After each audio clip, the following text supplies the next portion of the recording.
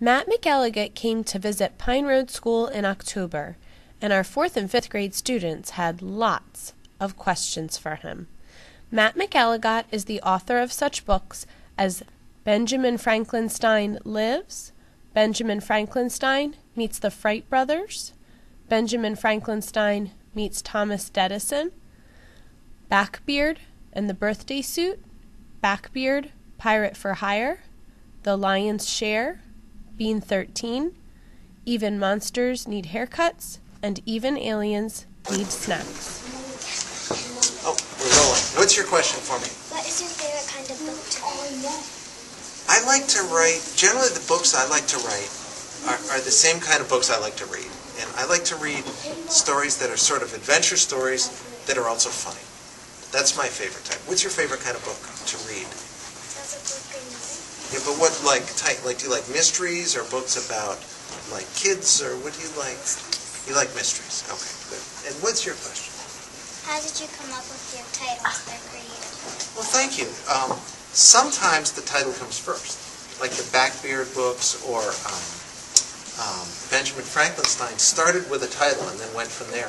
Other times, the title is the last thing I came up with. So for Being 13 or The Lion's Share, or Absolutely Not, I had already written the book before I figured out what the title was going to be. So it depends. What's your favorite title of any book you've ever read?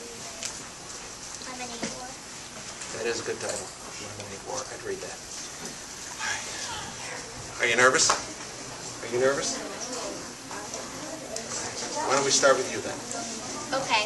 What inspired you to write your books? What inspired me to write my books, and what's your question? What got excited? It's a good question. They're kind of the same question, aren't they? I think there were a lot of things that inspired me to write, but one of the things that I remember being really inspirational was the books that I read. I don't know if you ever had this experience when you finish reading a book, and then when you're done, it makes you really excited about wanting to sit down and write, to try and do it yourself, right? I remember reading a story called The Fantastic Mr. Fox by Roald Dahl. Do you know that one? Yeah.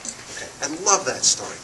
And when it was done, I felt terrible because the story was over and I knew I would never find out what happened next with those characters.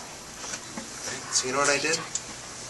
I don't know if you've ever tried this. I took out a piece of paper and I started to write a new story with those characters about what would happen next. And in doing that, I was able to bring those characters back to life.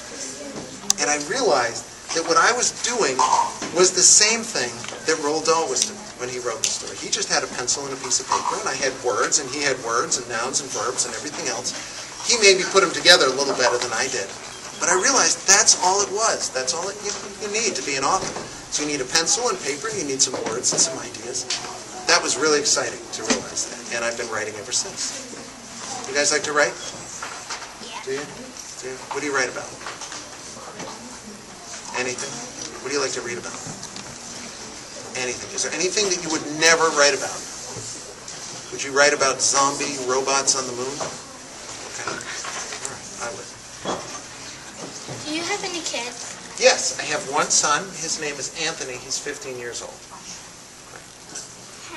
How many drafts of Even Aliens Need Snacks have you made? How many drafts did I make of that story? Wow, I did a lot of drafts of that story because that story was all different kinds of things. At one point, it was about the boy going to visit aliens on another planet. At one point, the boy was a babysitter for aliens. There were all different versions of the story that I tried out before I ended up with the one. I probably did it at least 15 different times. When you write stories, do you go back and fix them and change them? Yeah. Yeah. Do you like that part? Yeah. Well, not really. Not really. Sometimes. It's hard. Do you like to write stories? Yeah. Yeah. When you write the stories, are you good at going back and fixing them Yeah. and making the changes? It's a hard thing to do. That's not. You don't think so? You don't mind going back and finding the mistakes and fixing it? I do, but it's not hard. Not hard. Yeah. It makes the story better, doesn't it? What got you interested in being an author? What got me interested in being an author? There were a lot of things, but I think maybe mostly it was the books I read when I was growing up. The books, I don't know, have you ever read a book that was so interesting and exciting that you completely just forgot what you were and you lost yourself in that book. I love that feeling.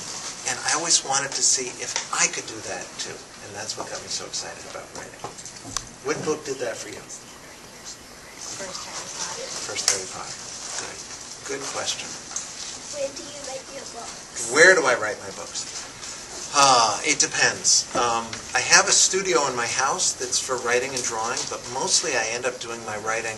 I'm on the road a lot. I travel to different schools, and so I write. Sometimes I'll write in my hotel room. Sometimes I'll stop at a coffee shop somewhere and sit down and do some writing. I always have my laptop with me. So I write wherever I can, and it's not always the same place. Do you like to write? Where do you like to write when you write? In my room. In your room? Do you have a special desk for writing? That sounds good. If you would like to learn more about Matt McElligott and his books, go to MatthewMcElligott.com. We'd like to thank Matt for coming to visit our school and sharing his time with us.